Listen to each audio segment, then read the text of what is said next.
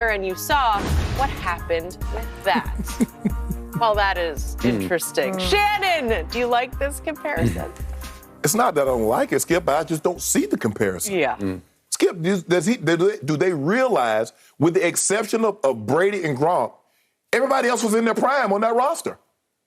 Everybody. The offensive line is under 30. Everybody. Mike Evans just turned 28. He was 27 last year. Chris Godwin is younger. Cameron Brady is the oldest guy on the offense outside of Brady and Gronk.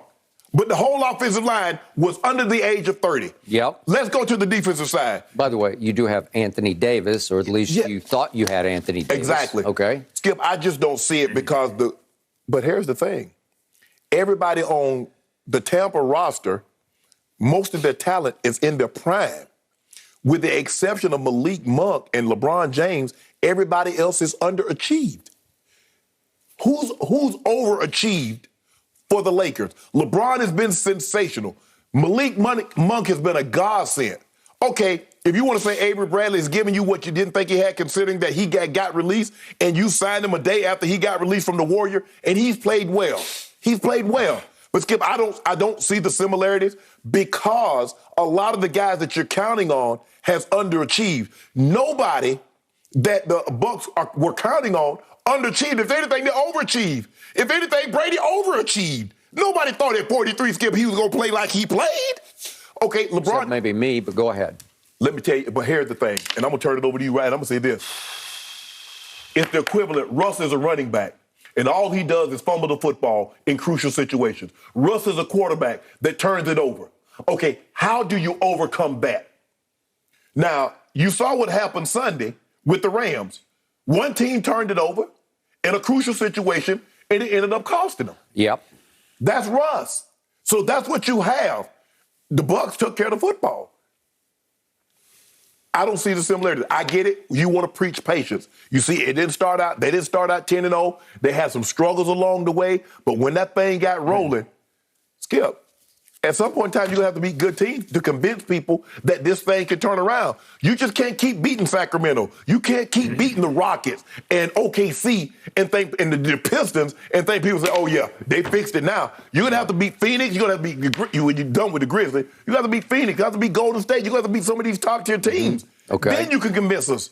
All right, you didn't finish the defensive side. I interrupted you, but Sue was an aging player. Yes. Levante David was an aging player. 29. Okay, but he's past. I guess you'd still say he's. Okay, all right. I think he's just been around so Devin long. White, 22. I know that's all. Look at those DBs. All of them under the age of 25. Well, and Winfield Jr. was a rookie. He 22. Okay. By the way, he made first team All-Pro by Pro Football Focus this year as a second-year player. So anyway. But you got Vita Vea, Shaq Barrett, all them under the age. Vita Vea just re-signed. Skip, what, he 25? Yep. What was said in Vegas should have stayed in Vegas because the first thing that offends me about this, and I just got to get this off my chest, LeBron just won't give it up. He keeps trying to compare himself to Brady, and you just can't.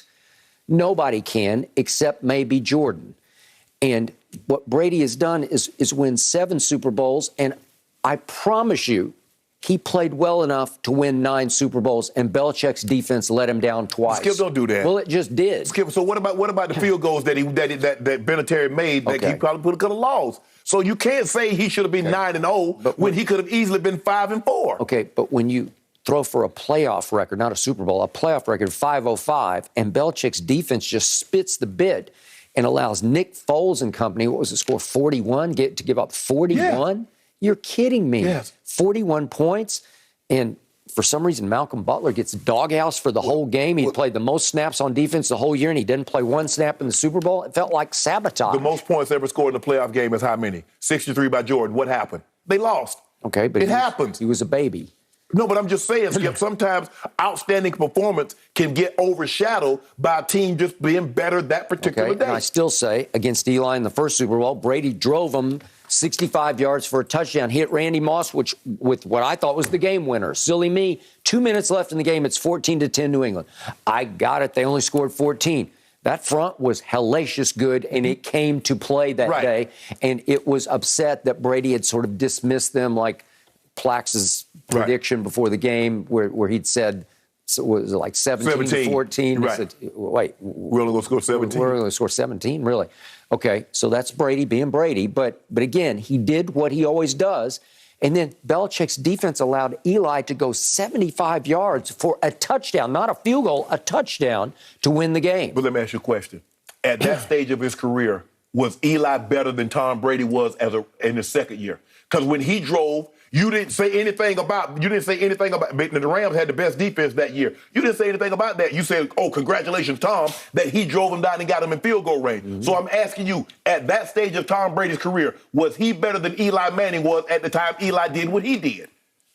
I'm not sure what that point is. But my point is, you make it seem like Eli was a bum. No, Eli was the number one overall pick. He's the number one overall pick. Yes. So he could play a little bit, right? Okay, I got it. Now back to the comparison to the 2020 Bucs. I keep looking at this, and the problem is what sticks in my craw, the fly in the ointment here, is Russell Westbrook. Because LeBron thought going in, I'm going to get the best out of him. Right? He hasn't. He has failed miserably in that regard, right? Mm-hmm. Russ is leading the league in turnovers, leading the league in minutes played, pathetic from three and pathetic from the free throw line. It's such a liability that it's hard to overcome. So the only comparison would be if Brady had said, B.A., I got to have A.B. I'm sorry. And B.A. says, no, he's just bad news. He's a bad fit. Right. No, I got to have him. Right. And he comes in after 8 weeks of that season, and all of a sudden, over the last 8 games, A.B. goes haywire on them. And he ends up, in the last 8 games, he drops 10 passes and fumbles 4 times. Right. And then he starts acting up in the locker room and acting out on the field, and it's a disaster. Mm-hmm. And it tears the team apart. And for whatever reason, they miss the playoffs or maybe lose the first playoff game, okay, at Washington. They get upset at Washington in the wild card game. Well, then you'd say, oh, okay, I get that. But A.B. was so quiet last year. I think he was a model citizen. We never heard a peep out of him, right? But the thing is, in order for this also, Skip, I think when you look at, let's just say for the sake of argument, look at LeBron, the way he's playing and the way Tom played. So we're going to say that's a push. Nobody thought Tom would play that well. A few people did. You was one of the guys thought Tom would play well. LeBron's playing, averaging 29 points, 7 and 6. Nobody thought, but I'll give you that. What about the other guys that you're relying heavily on? How have they played? Russ has not played. AD, when he was playing, had not played like Russ. Like AD, we expected him to play. Okay. Chris Godwin, Mike Evans. Well, they made the Pro Bowl for Jameis. Thank you. Okay, so what are you saying? Who's your Godwin and your Mike Evans? Who is it? You need the guy that you're counting on, Russ, and mainly AD, Skip, to play to the level that you expected. That's what those guys did. Okay, if LeBron is playing better than anybody thought, Brady performed better than a lot of people thought considering what he had, but they didn't realize a lot of it had to do with talent that he didn't have in New England, as opposed to going and get Chris Godwin and Mike Evans, guys in their 20s at their prime. Okay, I agree.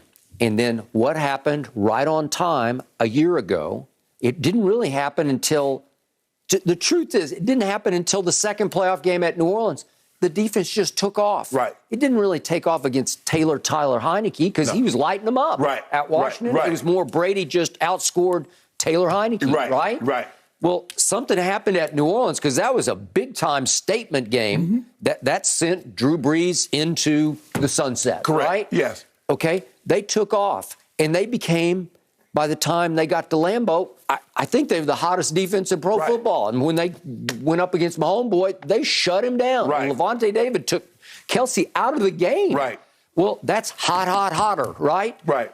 Okay, a year ago, so in camp, they're coming off a year in which they were ranked, the Lakers, number 1 in defense. Correct. They've plummeted. They're 16th as we speak. LeBron individually is ranked in defensive win shares 196th in the league. Well, last year he was top 10 much of the year.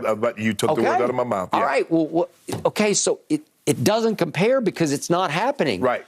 And I think Melo actually did LeBron a disservice because LeBron didn't bring this up. Melo brought it up yesterday. Right.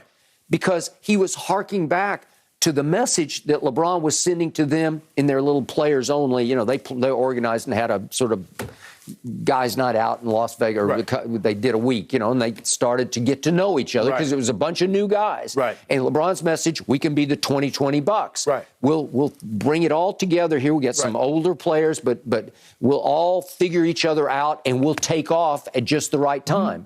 Well, now we're halfway through and they're 21-20. Right. Well, can you see them taking off the way the 2020 Bucs? I don't either. I don't. Because at the end of the day, Skip, when you look at it, I mean, I just don't see the guys that, other than LeBron, and like I said, guys that you were really, really counting on. Skip, if Malik Monk gave you something, you're like, okay, we glad we got him. He's played the last 2 weeks. He's played better than anybody even envisioned. But what about AD? What about Russ? Skip, that's it. If those guys were playing like we thought they could play and AD didn't hurt, we'd have a different discussion. Because if LeBron is doing this, AD is giving you 27, Russ is giving you 19, and so let's just say for the sake of argument, Skip, he's giving 3.5 turnovers as opposed to 4.85. Okay, Skip, I can see this thing coming to a boil. But when have we haven't seen that, Skip? You can't beat 4 teams that are at the bottom or damn near the bottom and says, okay, yeah, we can turn this thing around. When you really haven't beat anybody to note. Okay, so if somehow LeBron had taken